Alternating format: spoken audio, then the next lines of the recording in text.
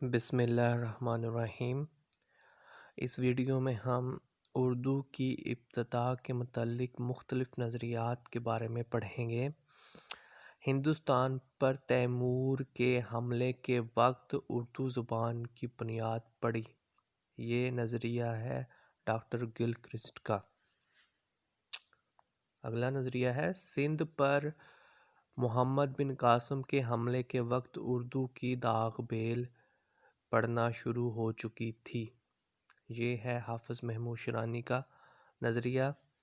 اردو پنجاب میں پیدا ہوئی۔ حافظ محمود شیرانی کا نظریہ ہے اردو کا حیولہ وادی سندھ میں تیار ہوا۔ یہ سید سلیمان ندوی کا نظریہ ہے۔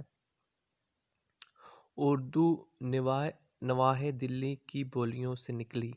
یہ مسعود حسین خان کا نظریہ ہے۔ اردو دلی کی زبان ہے۔ یہ سر سید احمد خان کا نظریہ ہے۔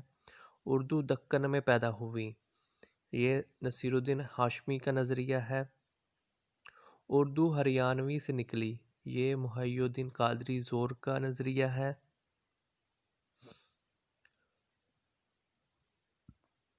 اردو برج بھاشا سے نکلی۔ محمد حسین آزاد کا نظریہ ہے۔ اردو کھڑی بولی سے نکلی۔ یہ شوکت سبزواری کا نظریہ ہے۔ اردو ماگدی سے نکلی۔ یہ اختر اورینوی کا نظریہ ہے۔ اردو کی جنم بھومی اڑیسہ سے ہوئی۔ یہ ڈاکٹر سہیل بخاری کا نظریہ ہے۔